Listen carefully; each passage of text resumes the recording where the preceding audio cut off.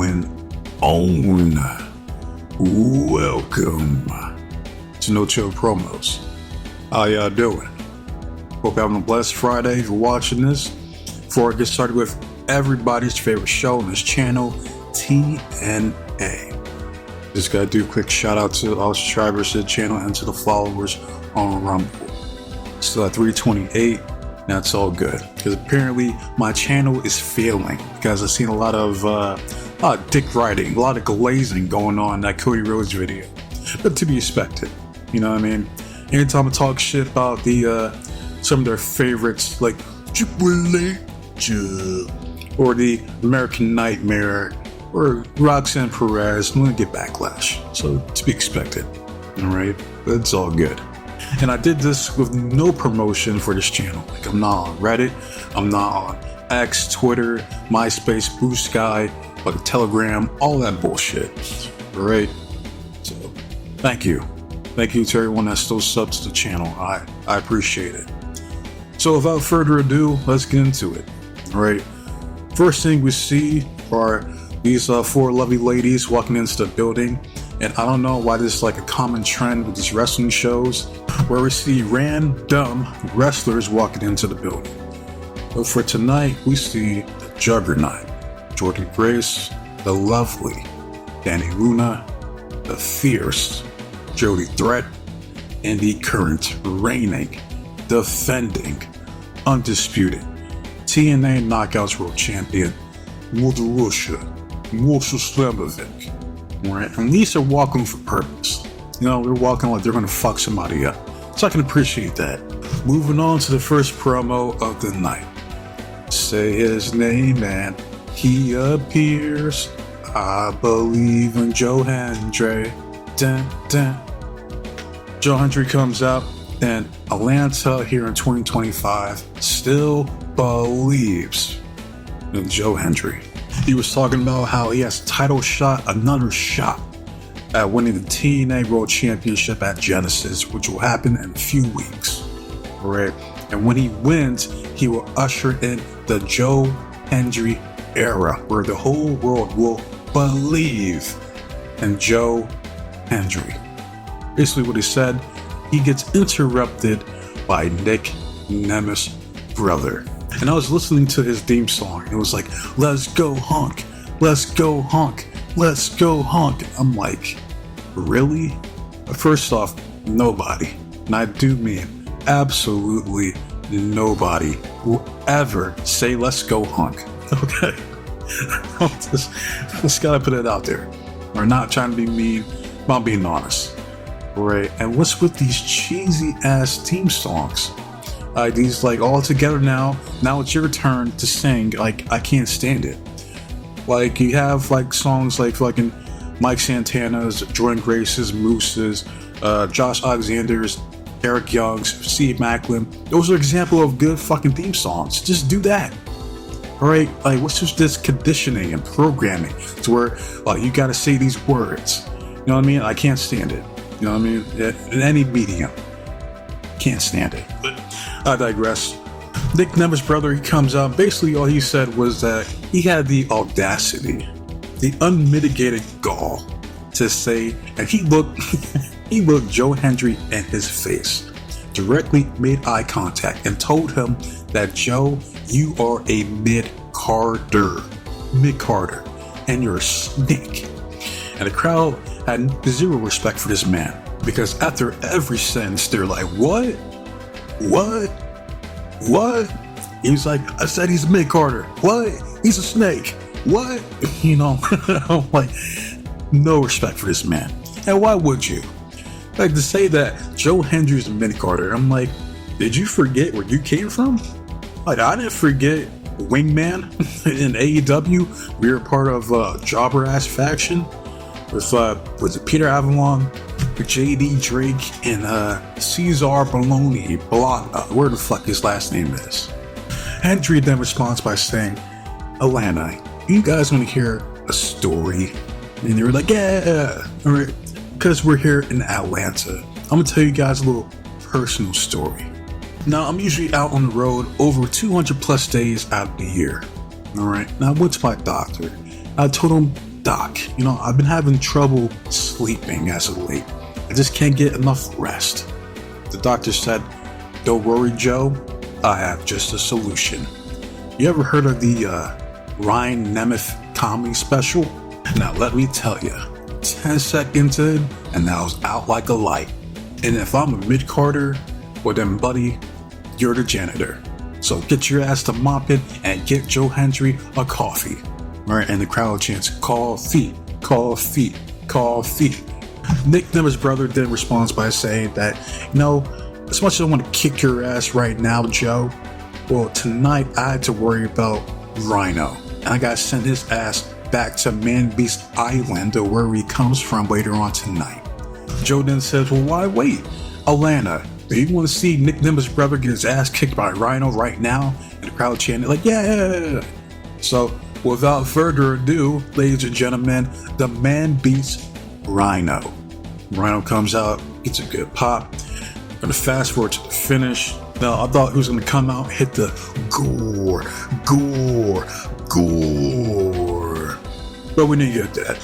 What happened was Nick Nemeth's brother gets out a steel chair. He was going to use it on Rhino. Rhino says, nah, grabs the steel chair, uses it on Nick Nemeth's brother. He gets disqualified.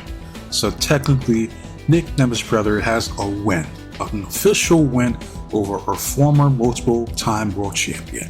Now, this pissed off Rhino. He goes, looks at the referee. Referee gets out of dodge with the quickness. All right, and you can see the look on his face that his life flashed before his eyes because a Man Beast was about to murder him. He got the fuck out of there. And I was laughing my ass off because he was out that bitch in like 2 seconds. I'm like, damn. Well, that's pretty much all that happened here. So now we move on. We go backstage with the beautiful Gia and the Juggernaut, Jordynne Grace. Essentially, Jordynne Grace said, Tessa thinks she could waltz her big chin having ass back into my knockouts division like she never left? Nah, because I'm not the same Jordynne Grace from 5 years ago.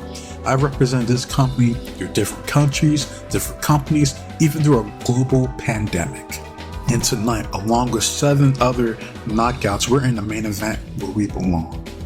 Don't worry, Tessa, I'm gonna give you a good old-fashioned welcome back, as I'll be waiting by the entrance just for you. She could try to say that she's changed, but I know Tessa. And she's still the same old Tessa she always has been. That's all she pretty much said here, so we move on. Next, we see the Rascals backstage, smoke them if you got them, and they got them all. Murray exactly was talking about how they grew up idolizing the Hardys, and now they're doing like their backyard wrestling, doing swanton bombs off the rooftop into the backyard pool, and all that bullshit, right? The Hardys show up. Artists were like, how's it going, Zach, Trey? No, you guys remind us of ourselves, young, charismatic, good looking, athletic, and for the first time ever at Genesis, it's going to be the Hardys versus the Rascals. And we're going to give the people the match of a lifetime because you're going up against the GOATs, all right? Which is the greatest of all time if you didn't know. Jeff then says, not just the GOATs, but the Rams. The righteous, angelic, magnificent souls. Matt was like, a new acronym, I like that. Rascals then says, well, smoke them if you got them, and we got them all. Because at Genesis, we're going to put on the greatest tag team match of all time. Now, I don't know about greatest of all time, but it's interesting because I never knew that these guys never faced off against each other in any capacity. So I'll be looking forward to the tag team match at Genesis. Now, I don't know if the Rascals are going to win, like straight up. You know what I mean? First time, I don't see it, but I could be wrong. So we shall see. But now we move on to the next match. And that's the first time ever, another first time ever, I never knew this, of Kushida, the Time Splitter, versus ABC's Ace Austin. Now, this was easily the best match of the night. Like, I wasn't expecting this match to be this damn good, right? Because Kushida, they were pro Kushida in this match, and Kushida was applying that pressure on Ace Austin. Stiff ass match, right? Back and forth. At one point, Ace Austin did like a one-arm gut wrench powerbomb to Kushida. I'm like, okay, all right. That's what I'm talking about. Yeah, this was an excellent match. But fast forward to the finish, which was Ace Austin hitting the fold onto Kushida for the 1-2-3. And I already knew that Ace Austin was going to win here because that final resolution, don't forget, I believe this man kicked out of a 7-star lariat and the 7,000 pile driver and kicked out at 1. So I'm like, there's no fucking way Ace Austin was going to lose. Yoshida's coming off the loss to Moose, so most likely he getting the rematch. So Ace Austin goes over. He then proceeds to cut arguably probably his best promo of all time, or like so far in his career. He was like, gotta take a minute, I'm trying to catch my breath. And then the crowd was like, we love Chris Bay. And Ace was like, you're damn right, we love Chris Bay. Alright, and I'm like, see, that's what I love about TNA. It's organic. Right, you see the wrestlers responding to the crowd, the crowd responds to the wrestlers. That's how it should be. Right, not fucking piped in chants. Try to orchestrate their fucking narrative. The shit that they want the people to see. Now, the people will tell you what they want to see. Okay? Ace proceeds to say that I just want to take a minute to thank each and every one of you for supporting me in Chris's absence. Because Chris continues to fight for his life every single day. I fight for him. Because I was by his side before they took him in for surgery. Chris told me, you know what this means, right? This means that you need to go on a monster singles run, all right? Because we've been top guys in this company for a very, very long time. And I think it's time for me to be at the very top, to be the top guy. I want Nick Nemeth and I want the TNA World Heavyweight Championship. He then gets interrupted by the face of the franchise. Always trust the system. And that's Moose. The crowd boos. Moose says, Ace, I heard you from the back yapping, running your mouth.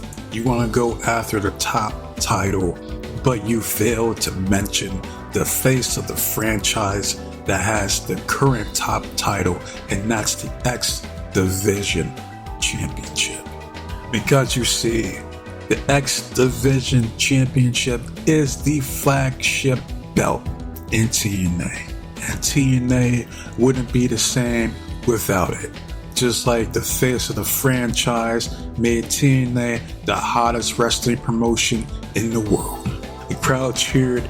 Moose is like, I don't need you dumbasses here in Atlanta to cheer for me. So why don't you shut up, sit down, and like it. All right, crowd booed. Moose then says that, and I get it, Ace. You're scared to go after the top guy here in TNA. But I get it. So you can go the easy route, go after Nick Nemeth in the World Heavyweight Championship. But I learned something about you, Ace. And he tells the crowd to shut the hell up. Ace then says, oh yeah, what'd you learn about me, huh? Say it. Moose then says, but just like your tag team partner, Chris Bay. Ace then stops him, alright, and Moose was like, get your hands off me. He's like, don't you dare mention Chris Bay, you disrespectful piece of shit. And maybe you can't count this high, Moose. You want to talk about flagships, you want to talk about cornerstones? Well, I'm a 1-time, 2-time, 3-time former X Division champion. And you want to know all about the X Division? Well, you came to the right guy, and I'll teach your ass a lesson right now. Right, I'm a little banged up, you're in a suit, but don't get it twisted. I'll become a 4-time X Division champion right here, right now. Then it gets interrupted by Santino Marella, where he comes out and he says, Moose, you make an excellent point. All right, you are the face of the franchise as the X Division champion.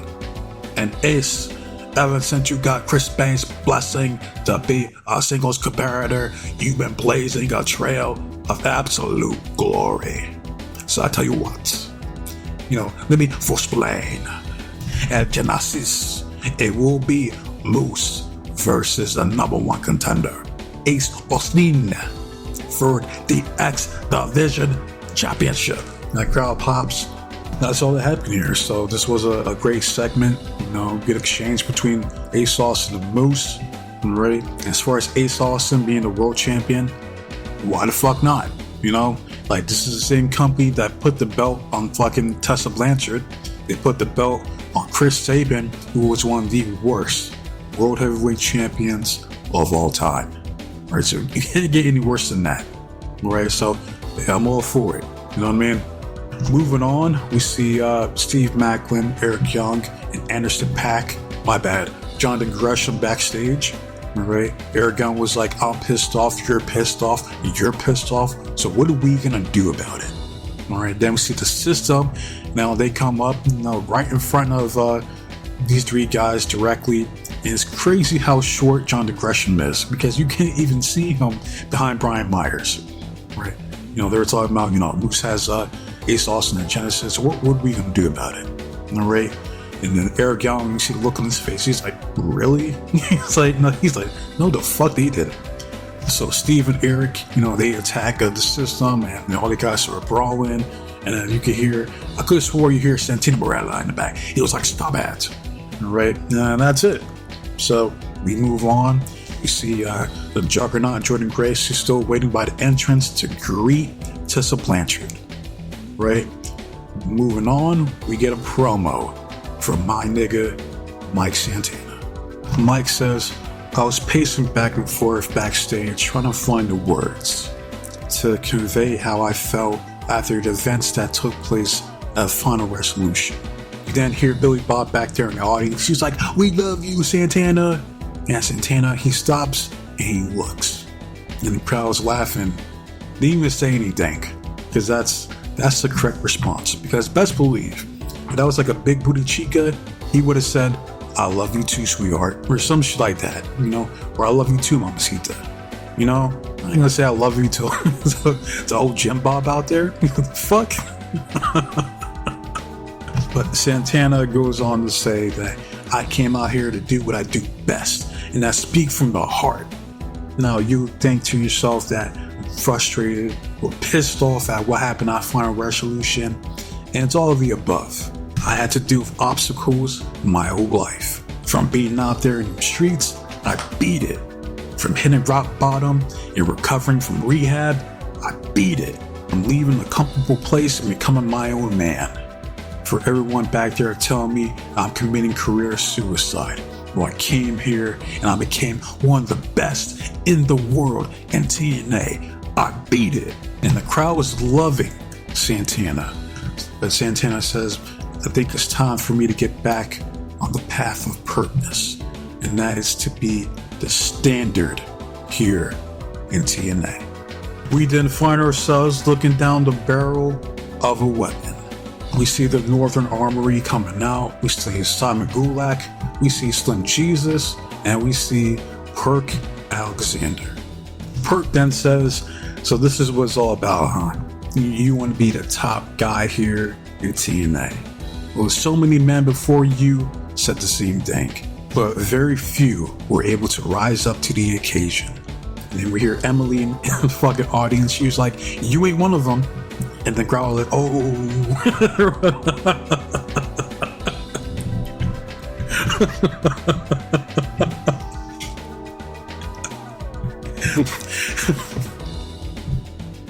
ATL was not playing tonight. Hilarious. That's hilarious. All right, and Josh stops and looks. He was like, because I got him. He was not expecting that. All right, now that's as organic as it gets. Alexander then says, I don't give a damn what anybody has to say around here. Right? Like, you and me, we have history. And I respect you, Mike. You got a heart, you got grit, you're tough. You're like me. We're cut from the same cloth. And then you can hear Emily and Felicia out there. They're like, nope. No, you ain't. And Josh was like, shut your goddamn mouth. All right? Lord forgive me. And the crowd booed the shit out of him. Josh then says, but you know what, Mike? I got to thank you. Because the old saying that iron sharpens iron. I don't know if I'll be the same Josh Alexander that I am today if it wasn't for the war that the North had with LAX. People remember LAX, one of the greatest tag teams of all time, right? But what happened? What happened, Mike? I'll tell you what happened. The North won, we send your ass packing to AEW, and the North went on to become one of the longest reigning tag team champions in TNA history. And what did you do? What did you accomplish when you stepped away from TNA? How many championships, how many titles, how many belts did you win, Santana? I'll tell you, none. A lot of people come out here and say they want to be the guy, but it's not something that you can just will into existence. It just happens, all right? And I never came out here in front of these people and say, I want to be the top guy, because you know what I did? Week after week, I had to fight to earn my spot, to be the top guy. I'm the man that beat Christian Cage to become the TNA World Heavyweight Champion, to have that title stripped from me before I can even wrap it around my waist. And I didn't come out here whine, bitch, and moan, bellyache about all the obstacles in my life. You know what I did? I took on the legendary Minoru Suzuki. I whipped his ass. Next week, I took on the top dog, Big Bronson Reed, and I whipped his ass as well. I beat killer after killer, and I went on to prove to this company that I am the standard here in TNA. And you know what, Mike? It's my turn to speak from the heart. And as long as I'm here in TNA, you will never, ever be the top guy in TNA. Josh then walks away. Santana was like, hey yo, where you going? I ain't done with you yet. Yeah, I left TNA and I accomplished absolutely nothing. You stayed here, you did everything. You became TNA World Heavyweight Champion, you became the standard here at TNA. Now, was it because of you, or was it because you were sucking up to the man in charge and Scott D. Moore? And the crowd was like, oh shit. He's like, yeah, look at you getting tight, huh? Yeah, that's right. Look at that bald ass head of yours getting red, huh? You getting tight, huh? Ain't you? And the crowd was chanting, bald ass head, bald ass head. And I'm like, damn, these wrestling fans these days hate bald people. I'm like, don't be bald in pro wrestling these days, because you will get made fun of. I'm just saying. Santana then says, look, well, let me chill before he blows a head gasket. But listen, I know exactly what you're capable of. And I know exactly what I'm capable of. I could whoop your ass, I could whoop his ass, and I for damn sure could stomp your bitch ass out. And the crowd was chanting, whoop his ass, whoop his ass, whoop his ass. So I tell you what, next week, it's gonna be Mike Santana versus the Northern Armory. I'm gonna take you and your whole squad out to prove once and for all why I am the nastiest ever. The crowd cheered, and that was it for the segment. And I gotta say, that was probably the best segment of the night. You know, I enjoyed Moose and Ace Austin, but this was extremely entertaining. And I'm just like, man, like, it's not even funny how much better TNA is compared to WWE and AEW. You know what I mean? Like, I just sit back and I just enjoy it. You know what I mean? Like, there's more, it seems like there's more life, there's more energy in this product.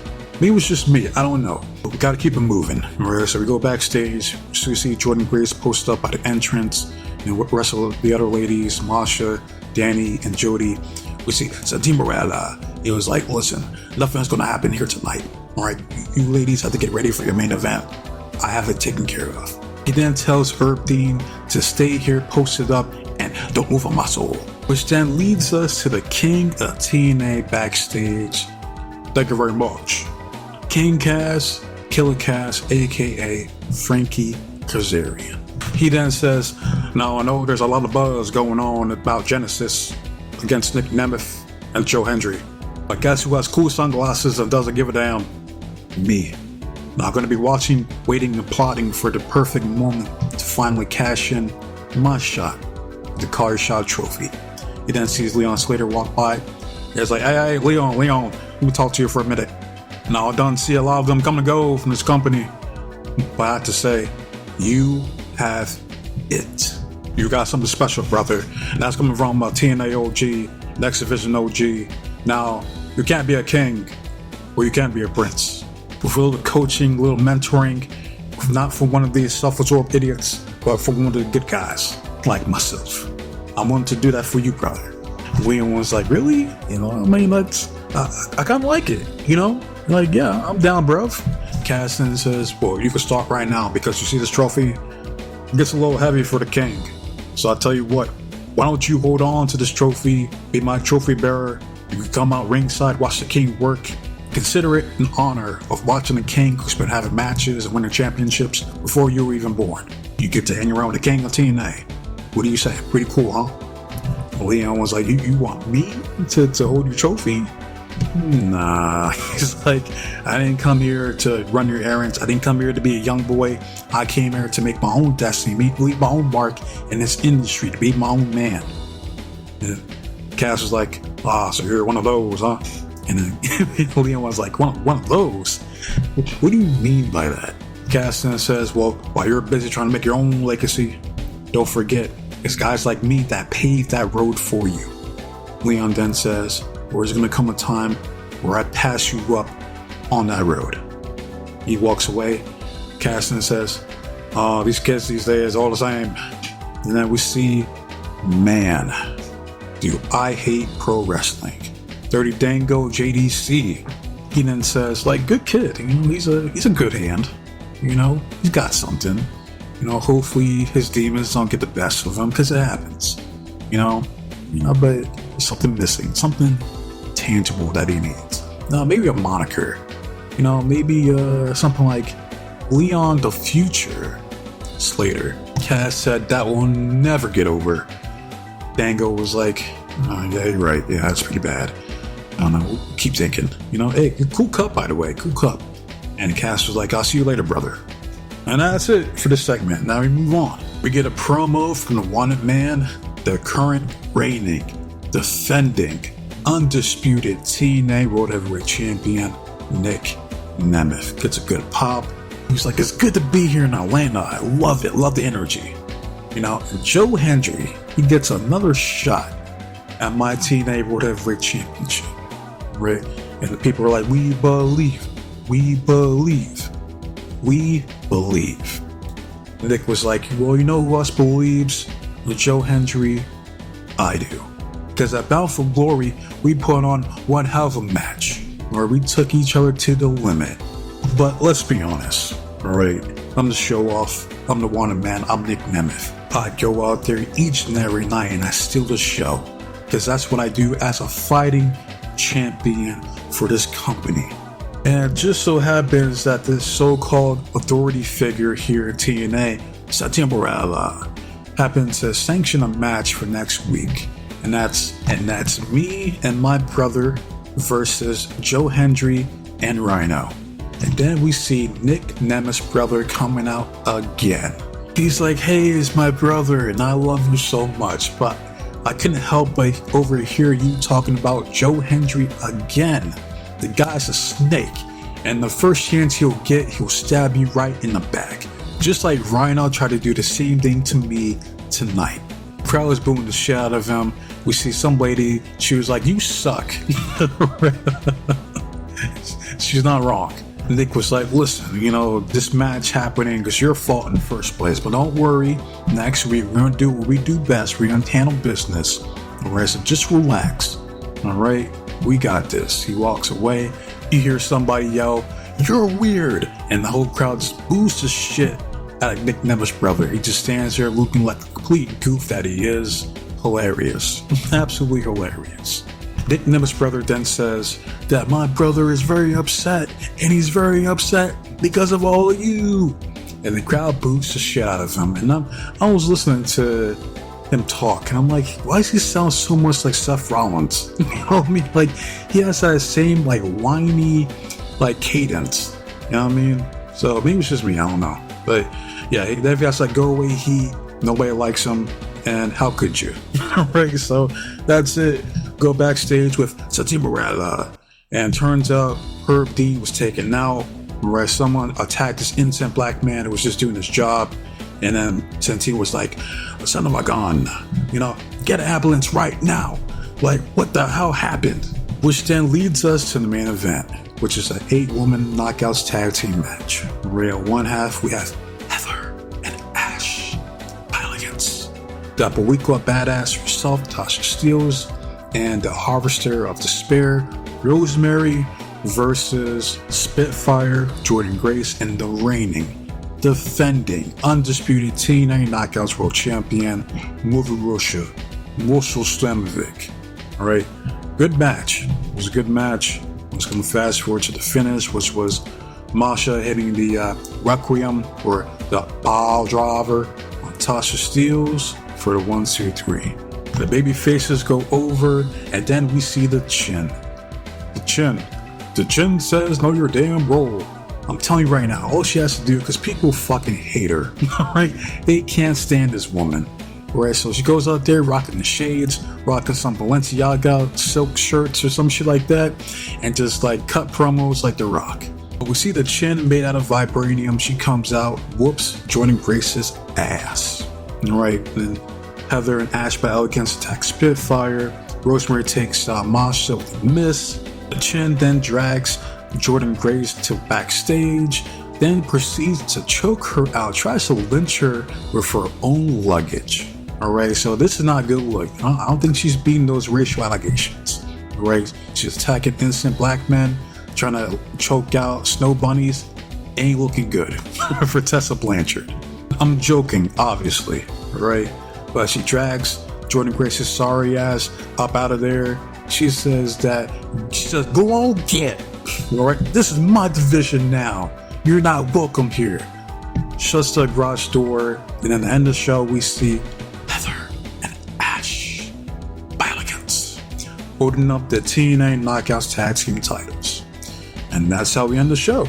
This was a solid show to start off the new year. I enjoyed it way more than I did fucking AEW, that's for damn sure. Right, this was good. And everybody did their thing, I enjoyed the promo segments from everybody this week. So yeah, no complaints here. So let me know how you guys felt in the comment section about this week's episode of TNA. What was your favorite moment, favorite match, and all that good stuff. So love it, hate it, comment, subscribe to the channel, and it's all the same to me. I just want to see the engagement and the feedback from you guys. Alright, as far as the next video, I'm going to try to knock out the Queendom from Stardom's pay-per-view. Or I will plan on doing the Noah New Year show as well, because I see Omos out here making history.